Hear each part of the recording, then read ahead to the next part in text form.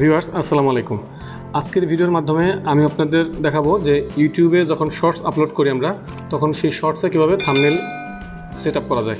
আমরা জানি যে শর্ট ভিডিও আপলোড করার সময় অনেকেই থাম্বনেল সেট আপ করতে পারি না, বা এই ট্রিক্সটা যারা না জানি তারা কিন্তু শর্টস ভিডিওতে থাম্বনেল সেট আপ করতে পারি না। তো আজকের ভিডিওর মাধ্যমে আমি আপনাদের সেভাবে সেই ভিডিওটাই দেখাবো, সেই ট্রিক্সটাই দেখাবো কীভাবে আপনি থাম্বনেল ব্যবহার করতে পারবেন, কীভাবে আপনি আপনার শর্টস ভিডিওতে থাম্বনেল ইউজ করতে পারবেন বা সেট আপ করতে পারবেন, যার কারণে আপনার ভিডিও আপনার শর্টসটি অনেক বেশি রিচ পাবে বা অনেক বেশি ভিউ পাবে। তো সেই প্রসেসটি শুরু করার আগে বলে নিচ্ছি, এখন যারা আমাদের চ্যানেল নতুন দেখছেন বা সাবস্ক্রাইব করেননি তারা অবশ্যই চ্যানেলটি সাবস্ক্রাইব করে নেবেন এবং পাশে থাকা বেল বাটনটি অন করে দেবেন। আর যদি অলরেডি সাবস্ক্রাইব করে থাকেন তাহলে অনেক অনেক থ্যাঙ্কস। তো চলুন ভিডিওটি শুরু করা যাক।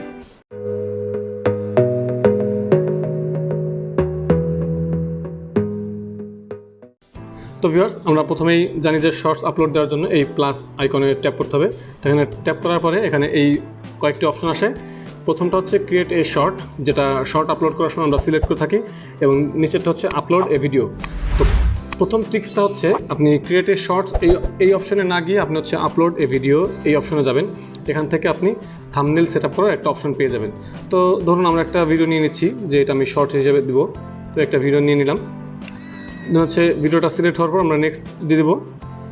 নেক্সট করার পর এখান থেকে আপনার যদি কোনো সাউন্ড এডিটিং লাগে বা টেক্সট দিতে হয় বা ভয়েস ওভার করা লাগে বা টাইম লাইন সেট আপ করা লাগে বা ফিল্টার দেওয়া লাগে, আপনি চাইলেই সেটা দিয়ে দিতে পারেন। তো আমরা একটা ফিল্টার দিয়ে নিলাম, দেন হচ্ছে নেক্সট করে দেবো। নেক্সট করে দেওয়ার পরে আপনারা দেখতে পাচ্ছেন আমাদের এখানে কিন্তু একটি এডিটিং মার্ক আছে। এডিটিং মার্ক থেকে আপনি হচ্ছে এখান থেকেই এই শর্টসের থাম্বনেলটা সেট আপ করার অপশনটি থাকবে। তো এখানে এই যে দেখুন, আমি এখান থেকে সরিয়ে যেটা খুশি সেটা কিন্তু থাম্বনেল হিসেবে দিতে পারবো। ঠিক আছে, তো এখান থেকে আমরা যদি এই ভিডিওটা নেই, এই পিকচারটা নেই, এটা হচ্ছে শর্টসের জন্য আমার মনে হচ্ছে বেটার, বা আমরা একটু এটা নিয়ে দেখতে পারি।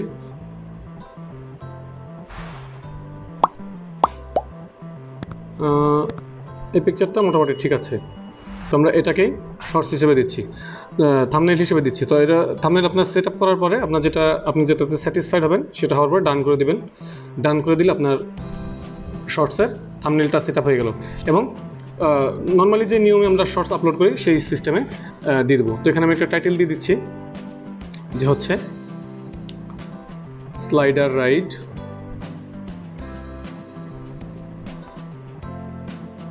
ফান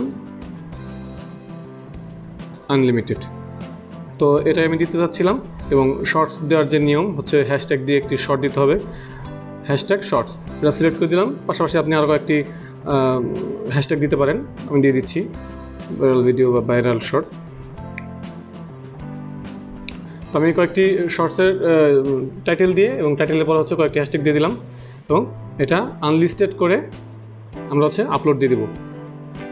আর এখানে no it's not made for kids এই অপশনটা সিলেক্ট করাই আছে, আমরা আপলোড ভিডিও দিয়ে দিলাম।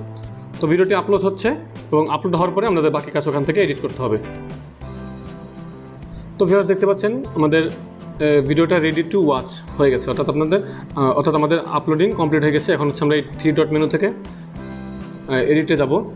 তো আমরা একটু রিফ্রেশ করে নিচ্ছি, এখান থেকে এই যে এডিট অপশন এখানে আসলাম। এখানে এসে এখানে ডেসক্রিপশনে কিছু লিখতে চাইলে লিখতে পারেন, আমি ডেসক্রিপশনে কিছু দিব না। আর আনলিস্টেড থেকে পাবলিসিটিতে আপনি পাবলিক করে দিবেন, এবং এখানে আপনি যদি কোনো প্লেলিস্টে অ্যাড করতে চান সেক্ষেত্রে একটি টিক দিয়ে আপনি ডান করতে পারেন যে এই প্লেলিস্টে অ্যাড থাকবে।